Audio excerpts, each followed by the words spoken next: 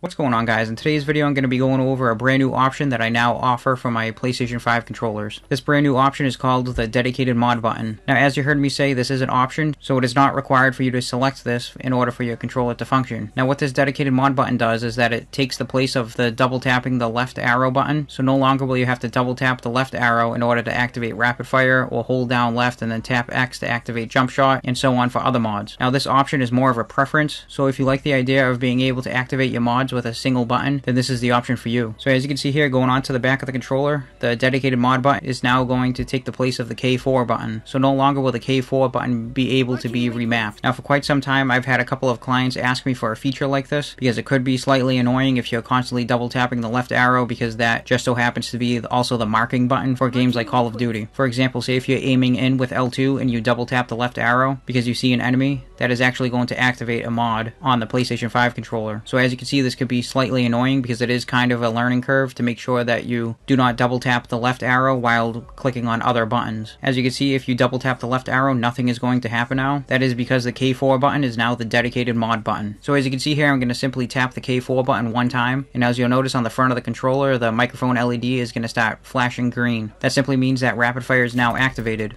And then if you want to deactivate rapid fire, you just perform the same exact step. You just tap the K4 button a single time, and then rapid fire is now deactivated. Now, to activate a mode like jump shot, it is very simple. All you have to do is hold down the K4 button and then tap the X. Once you do that, every time you pull down the R2 trigger and fire your weapon, your character is going to automatically start jumping. Now, as you can see, it is very similar to how the controllers were before, but if you do decide to choose this dedicated mod button option, you will now have to use the K4 button to activate your modes. And then to turn off jump shot, you perform the same steps. You just hold down K4 and then tap X. Now, to activate drop shot, it is the same exact thing. You just hold down K4 and then tap R3.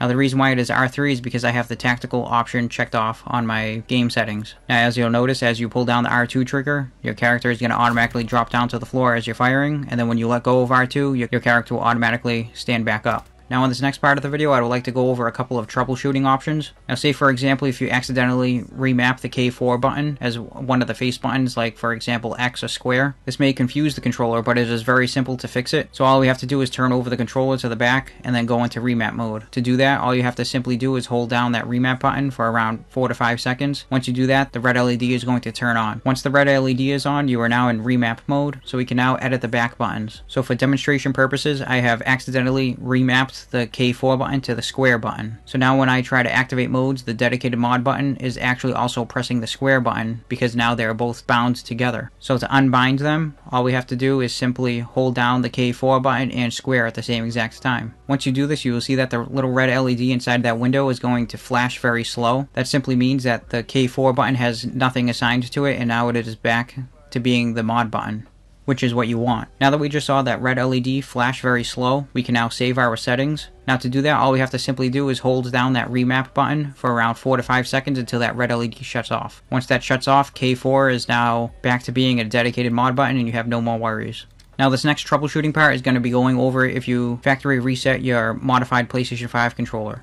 Now if you did have to factory reset your PlayStation 5 controller, the dedicated mod button settings are going to disappear. There's no need to worry about that because it is very simple to reactivate your dedicated mod button. Now for demonstration purposes, I'm going to be factory resetting my PS5 controller. Now the first step in doing this is you have to simply make sure your PS5 controller is off, and I'm going to simply hold down all of the face buttons. So in this case, X, square, triangle, and circle. Once you hold down all of your face buttons with the controller off, all you have to do is plug in power to it. Once you plug in power, after about 1 second, you're going to see the microphone LED start flashing all different colors. Once you do that, your controller is now factory reset, which in this case for a demonstration, my K4 button is no longer going to work as a dedicated mod button. Now that my modified PS5 controller has been factory reset, you will notice that if I simply double tap left, rapid fire is now going to be activated, and if I tap the K4 button, nothing is going to happen. So to put this controller back into dedicated mod button mode, it is very simple. All we have to do is simply put it into advanced programming mode. To put it into advanced programming mode, you just want to make sure that your controller is either on or power is just plugged into it. So the first step is to simply hold down all of the face buttons again. So I'm going to hold down X, square, triangle, and circle for around 8 seconds.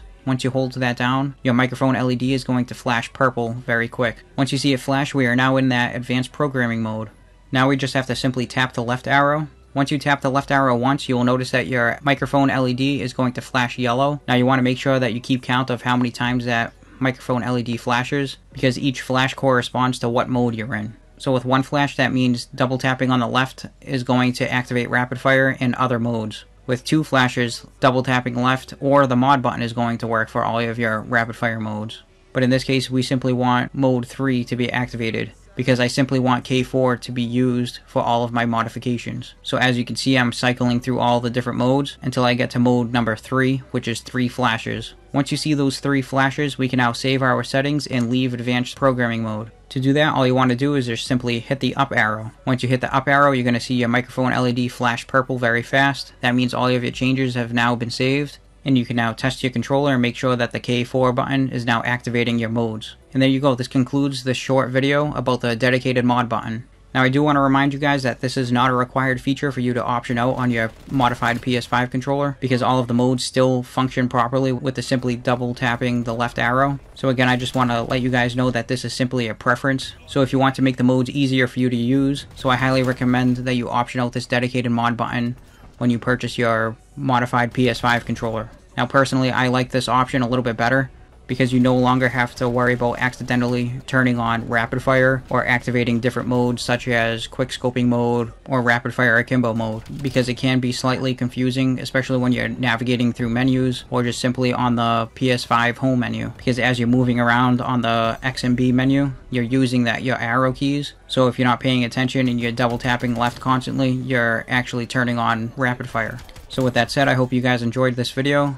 And just a reminder, my giveaway video is going to be going up next week, so just make sure you guys have the notification bell turned on so that you'll be notified right when that video comes out. Now, thanks and have a great day.